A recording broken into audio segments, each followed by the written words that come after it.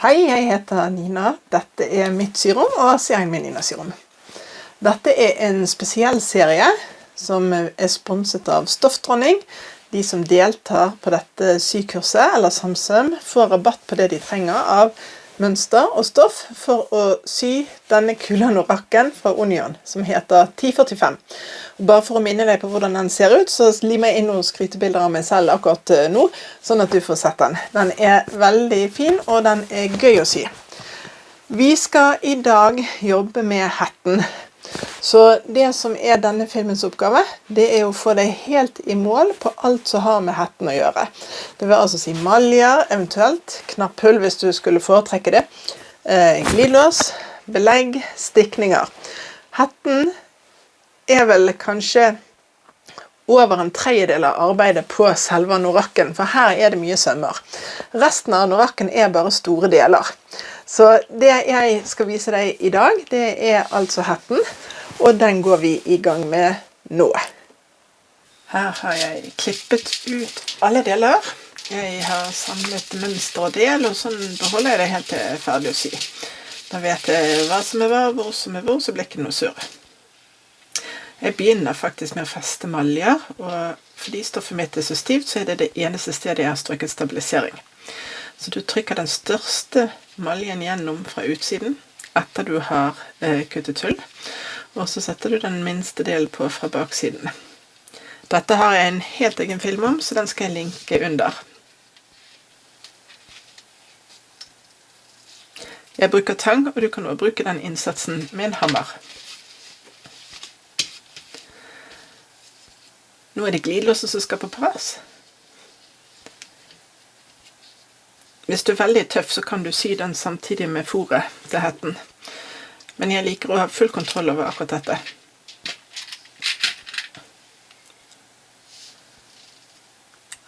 Så posisjoner glidelåsen der du vil ha den.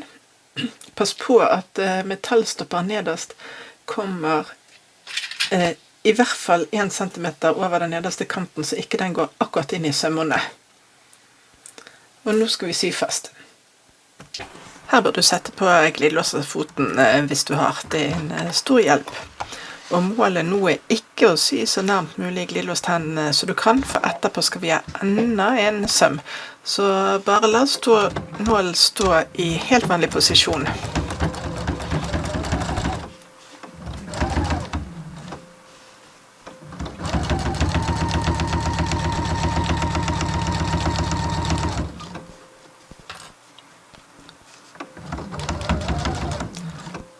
Skyv vekk glideren, sånn at du hele tiden syr på flat glidelås.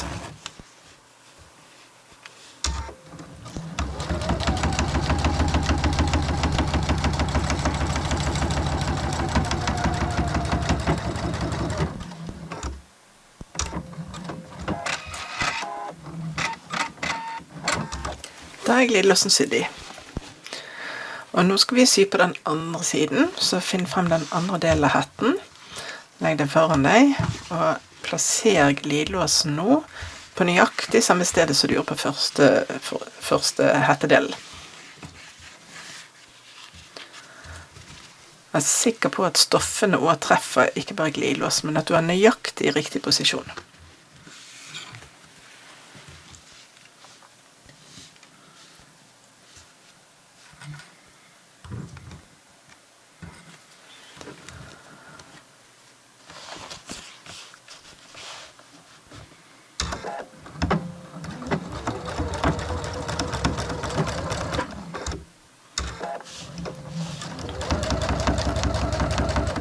Det er ikke noen konkurranse, så sy rolig og forsiktig.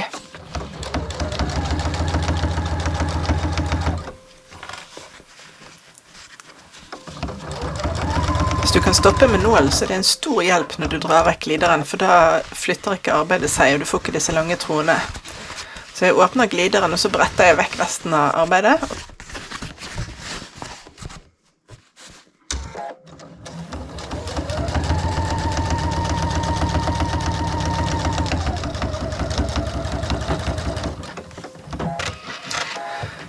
Da er glidelåsen sydd inn på forstykket.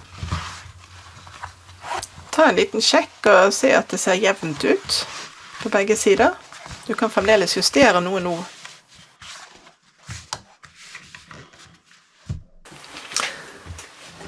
Nå skal vi sy på hettens belegg, som faktisk også er glidelåsens belegg. Så legg arbeidet med vrangen opp, og fest det riktige belegget til den riktige glidelåsen. Er du usikker, så ta en sjekk og bøy stoffet tilbake og se at du er på rett side.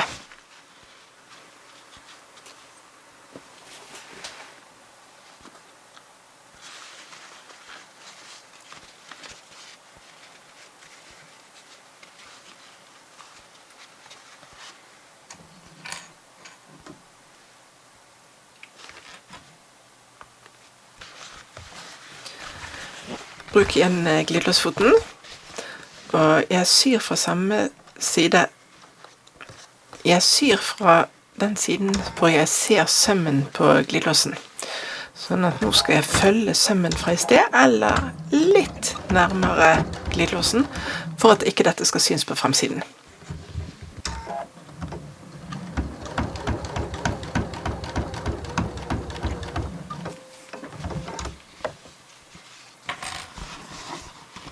Igjen, flytt glideren ut av veien, og har du mulighet til å gjøre det med nålen nede. Det kan du alltid, for du kan bare skru ned nålen. Så hjelper det å holde arbeidet på plass.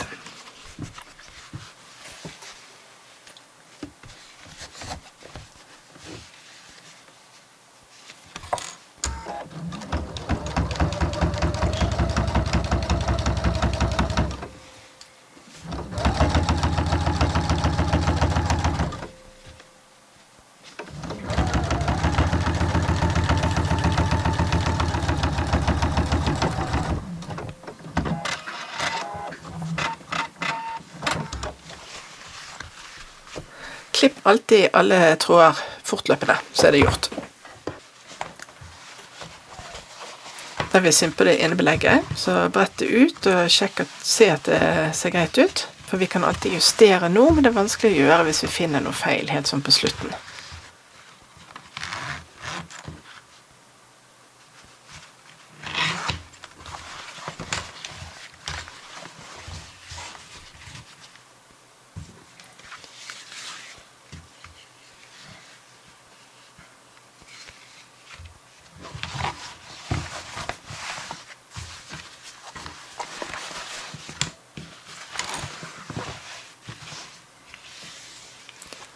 Da fester du det andre belegget på samme måte. Og jeg tar ned glideren litt, sånn at jeg slipper å feste helt øverst der sammen med glideren. Jo flatere du syr, jo bedre.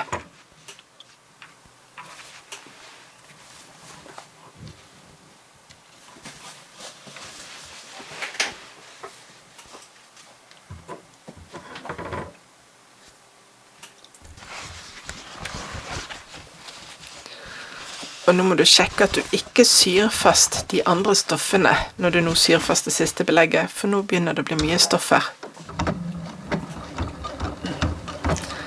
Så igjen, ta det rolig og forsiktig, det er ingen konkurranse.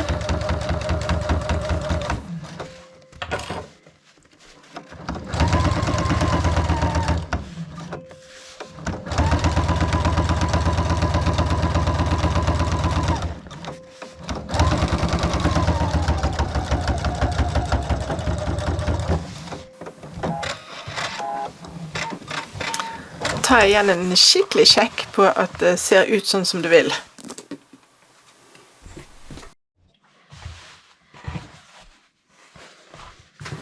Nå skal vi sy fast midtpanelet på hetten, og da må vi feste det rundt sidestykkene til hetten, altså ytterstoffene der hvor vi sitter på glidelåsen nå. Bruk nåler eller klipper, og ikke spar på de. Sett mange, sånn at stoffet holder seg på plass, og pass på at markeringene dine passer over markeringene på begge stoffene.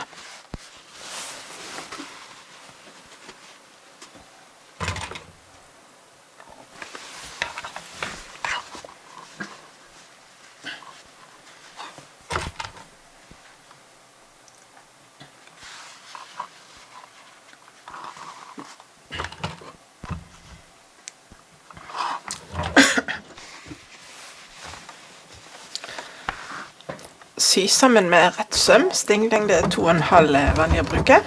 Og pass nå på sømmånet ditt, som jeg regner med du har tatt på 1 centimeter. Nå er det viktig at det er 1 centimeter.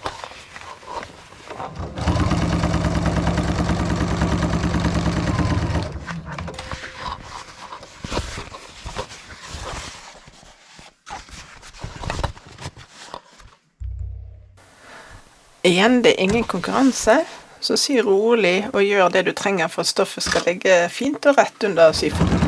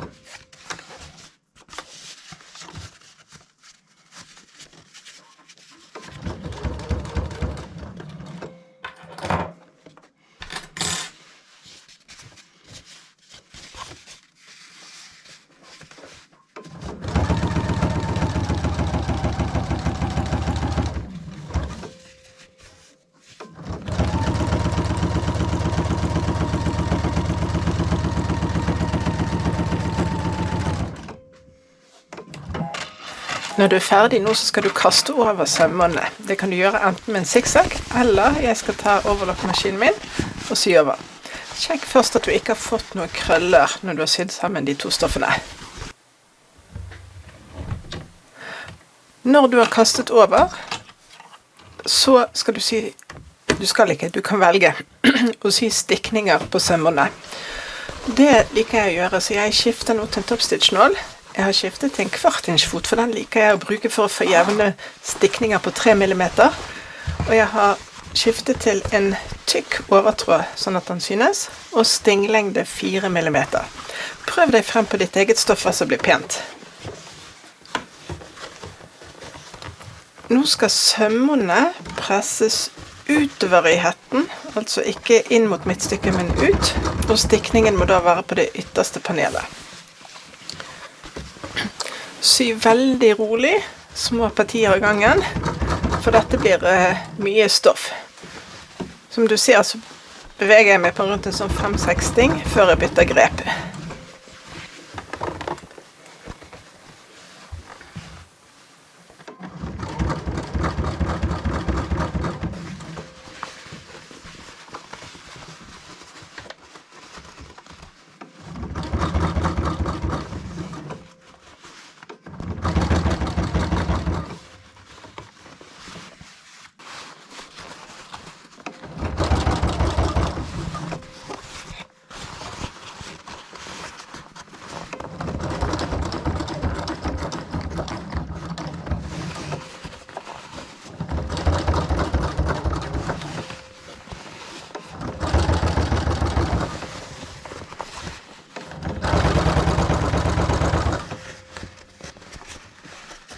Når du har sydd denne stikningen, så skal du gjøre det samme med det andre panelet. Sy det fast til hetten, kaste over med zigzag eller overlock, og sy en stikning hvis du vil.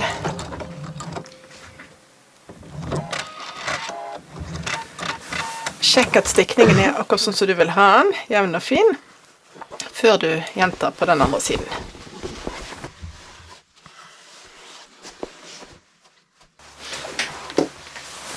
Nå skal vi ty til hettebelegget. Og det må først sy sammen i toppen. Så legg det sammen rette mot rette, og sy med det sømmene som du har tegnet mønsterdelene dine med. For meg var det 1 centimeter, og det er viktig for at dette skal passe rundt hetten.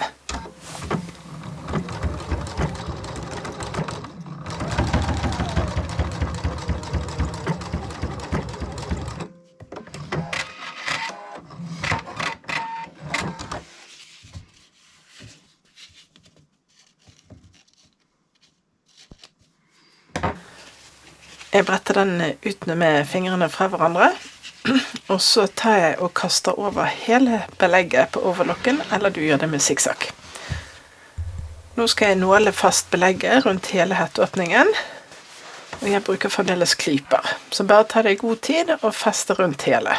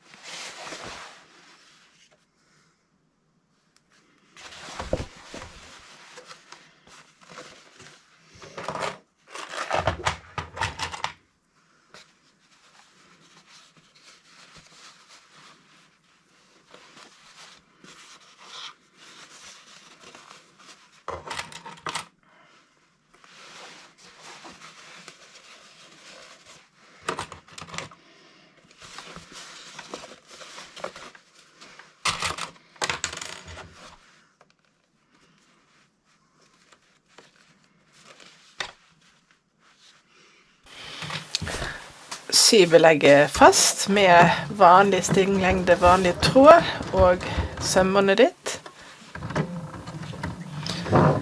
Og prøv å holde arbeidet flatt foran symaskinfoten hele tiden.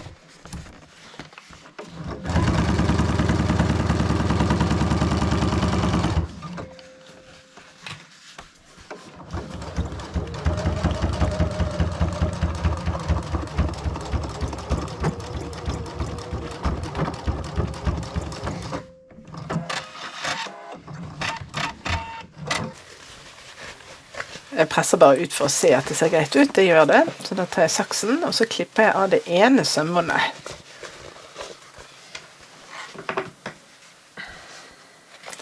Og så bretter jeg inn det andre, og så ruller jeg stoffet tilbake, sånn at jeg får en fin spiss ned i hjørnet med glidelåsen.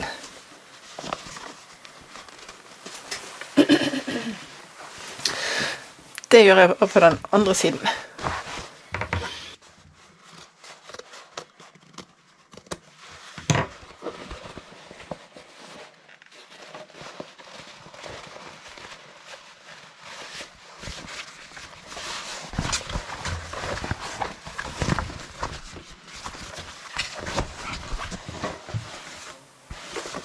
Sånn en liten sjekk å se at alt er bra. At de møtes i toppen på like høyde.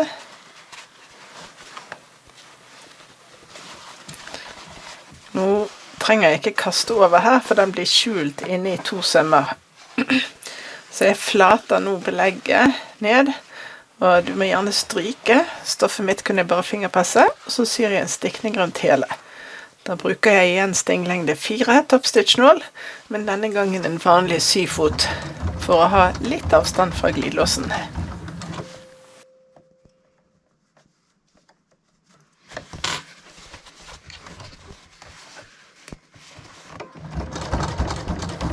ta dette veldig rolig og pent. Flytt glidelåsen når du trenger den, og så glider den. Og bare sy litt og litt av gangen.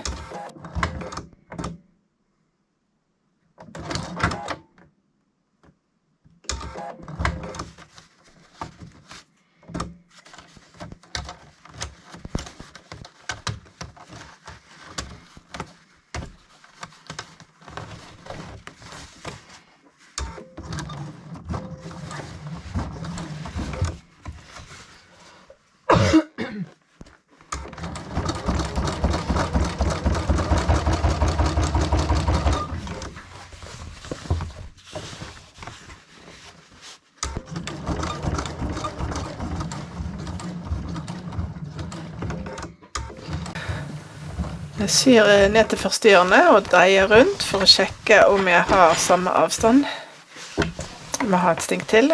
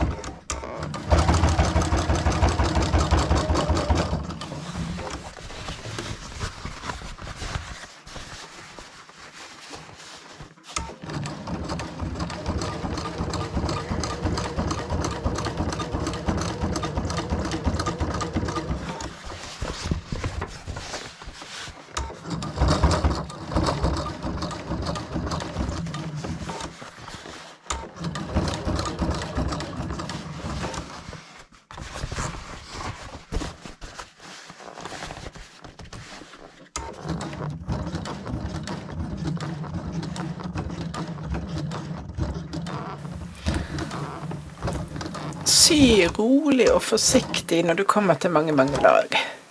Det rett og slett bare sånn at du har kontroll.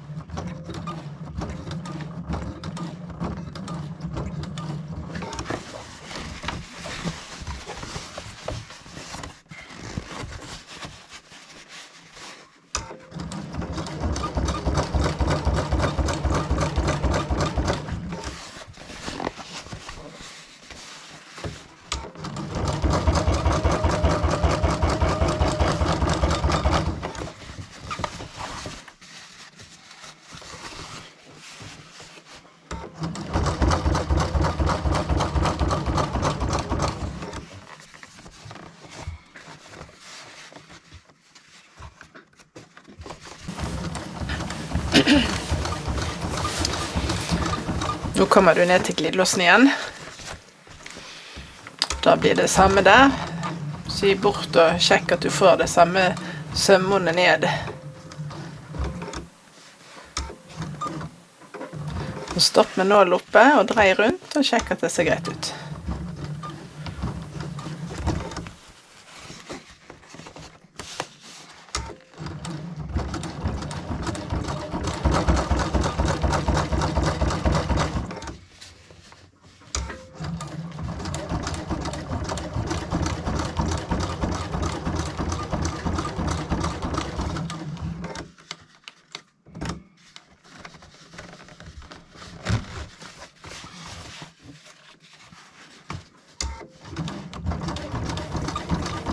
Og da var stikningen innerst tatt.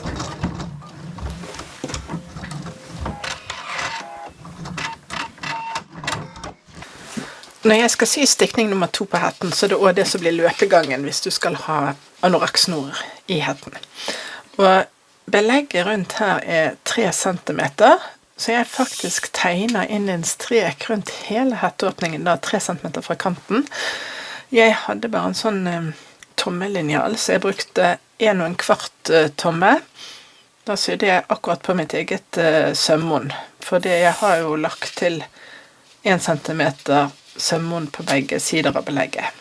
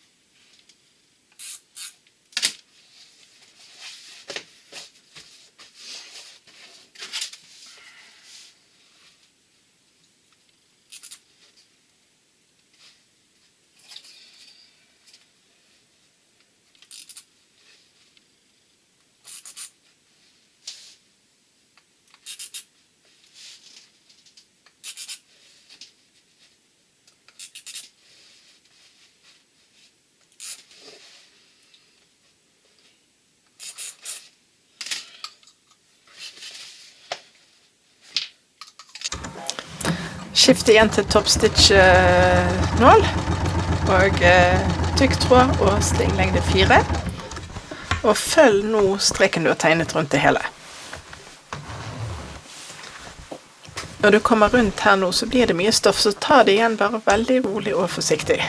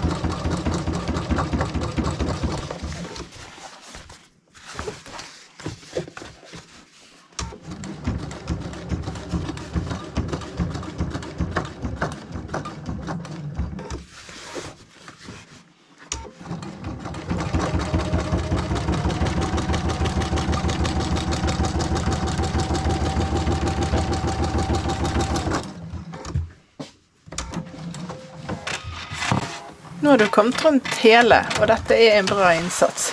Disse krittmekkene går fort vekk med litt mer arbeid eller en liten børste.